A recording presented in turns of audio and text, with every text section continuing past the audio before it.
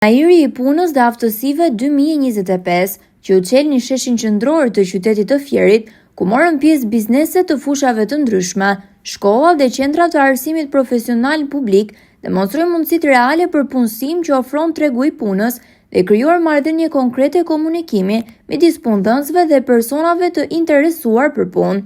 Panajiri i punës dhe aftësive me qytetin e Fierit ofrojnë mundësi reale për punësim dhe promovim të arsimit profesional, janë shprehur për televizionin Apollon drejtoresha e shkollës së mesme profesionale Petrosota, Arta Leka, dhe drejtori i qendrës së formimit profesional publik në Fier, Aleksandër Lala.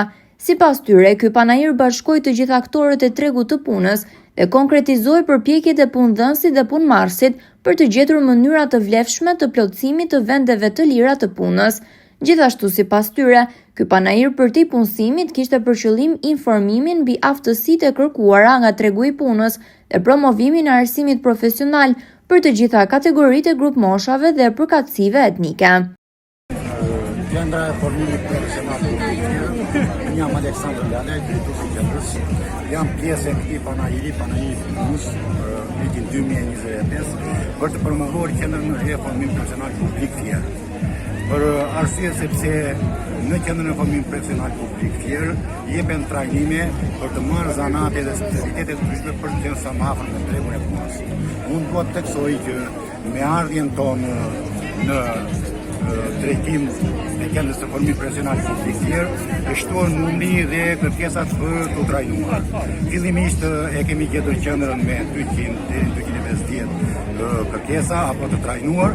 Tani ka arritur numri 600-700 qytetarë dhe qytetare që trajnohen dhe formohen në zanate të ndryshme si në kuzhinë, në parukeri, estetik, salatur, muratim, suvadim, gjenerik, elektroaut dhe shumë zanate tjera që janë kërkuara në tregu. Panajiri i punës i zhvilluar në qytetin tonë dhe shkolla e mesme profesionale Petrosota merr pjesë këtu duke ofruar pra drejtimet mësimore për të cilat realizohen pranë shkollës tonë. Nga ana tjetër, nxënësit e shkollës tonë, që janë maturantë, gati për tregun e punës dhe klasa e 12, kanë konkretisht në për biznese mundësitë e punësimit të tyre sipas dekëve të cilët ata studiojnë.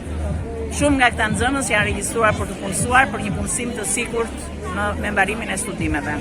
Në panajirin e punës dhe aftësive 2025 në Fier, mori pjesë edhe zëvendës kryeministra Belinda Balluku, e cila në fjalën e saj u bëri thirrje qytetarëve që kanë nevojë të punësohen, ta shikojnë këtë panajir si një mundësi reale për të pasur akses në tregun e punës.